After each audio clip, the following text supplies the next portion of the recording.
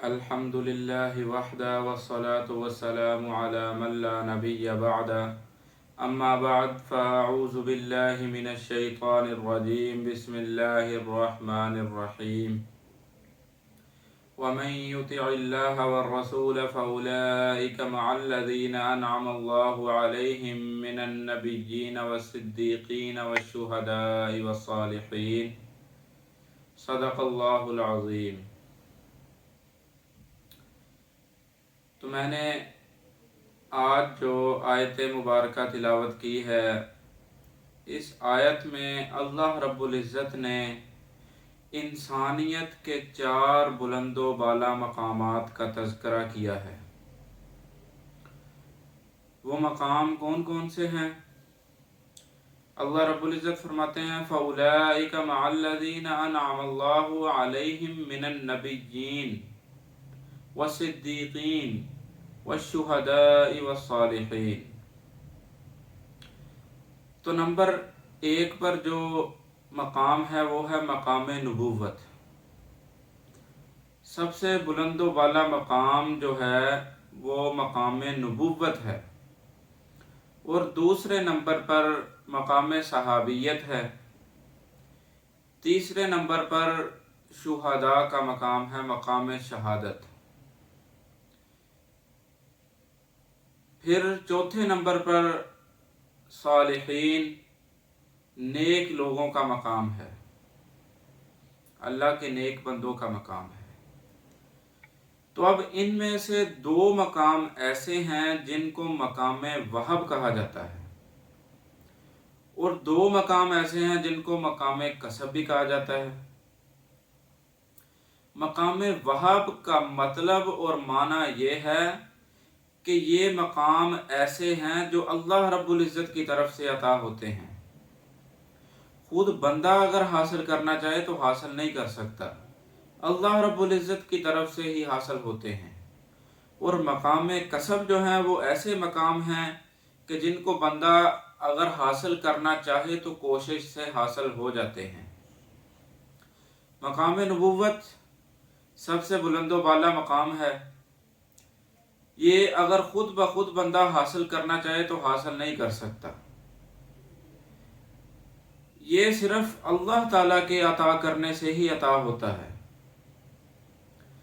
بندہ جتنا مرضی کوشش کر لے کہ میں نمازیں پڑھوں، روزے رکھوں، حج کروں، زکوٰۃ دوں، لیکن یہ مقام حاصل نہیں کر سکتا، کیونکہ اس مقام کو مقام وہب کہتے ہیں کہ اللہ جس کو عطا کریں گے اسی کو یہ ملے گا مقام، اور کوئی لے نہیں سکتا۔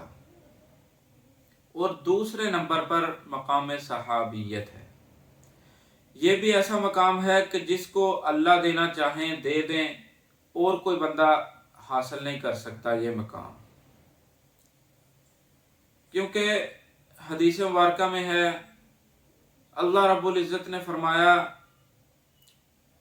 کہ میں نے تمام امت کے تمام انسانوں کے دلوں پر نظر کی، تو جن کے دلوں میں نے بلائی دیکھی ان کو میں نے صحابی کا درجہ دیا، اس کو یہ شرف ہوا کہ وہ صحابی بن گیا۔ تو مقام نبوت اور مقام صحابیت یہ اللہ رب العزت کے چنے ہوئے مقامات ہیں۔ صحابہ بھی اللہ تعالیٰ نے ہی ان کو چنا ہے، اپنے نبی کے ساتھی بننے کے لیے اللہ رب العزت نے ان کا چناؤ کیا ہے۔ تو یہ 2 مقام ایسے ہیں کہ بندہ اپنی محنت سے حاصل کرنا چاہے تو حاصل نہیں کر سکتا، لہٰذا اب جو ہے صحابیت کا دروازہ قیامت تک کے لیے بند ہو گیا۔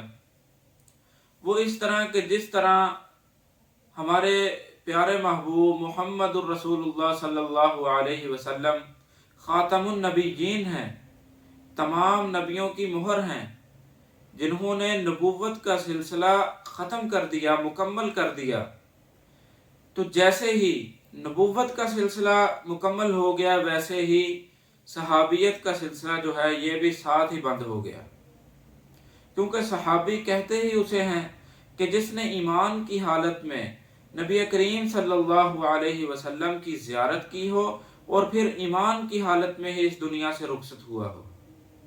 لہٰذا اب محمد صلی اللہ علیہ وسلم इस दुनिया से पर्दा फरमा गए, तो लिहाजा अब कोई शख्स सहाबियत का मकाम हासिल नहीं कर सकता।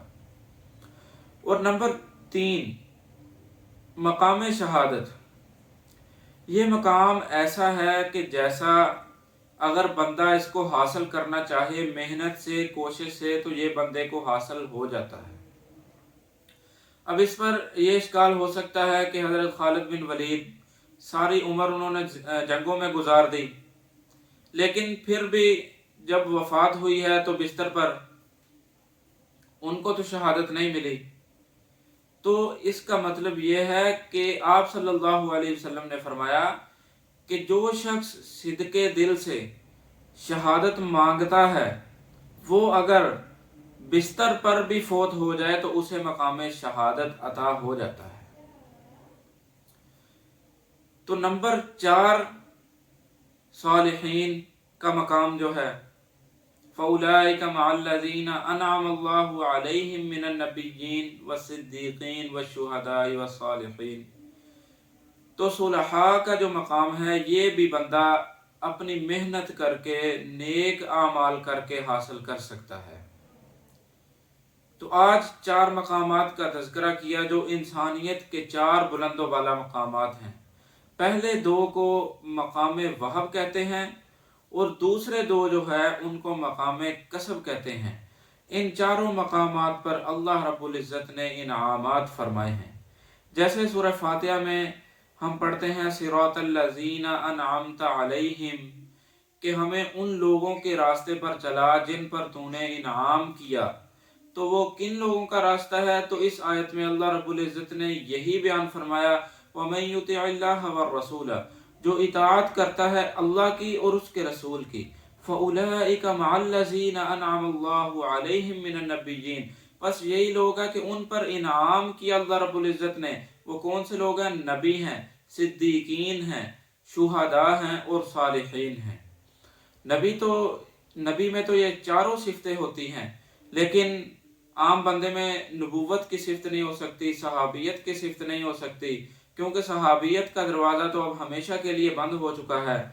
तो शुहदा जो हैं ये नेक भी हो सकते हैं और सालिहीन जो हैं ये भी शहादत का मकाम हासिल कर सकते हैं। तो आज 4 मकामात का तज़किरा फरमाया है।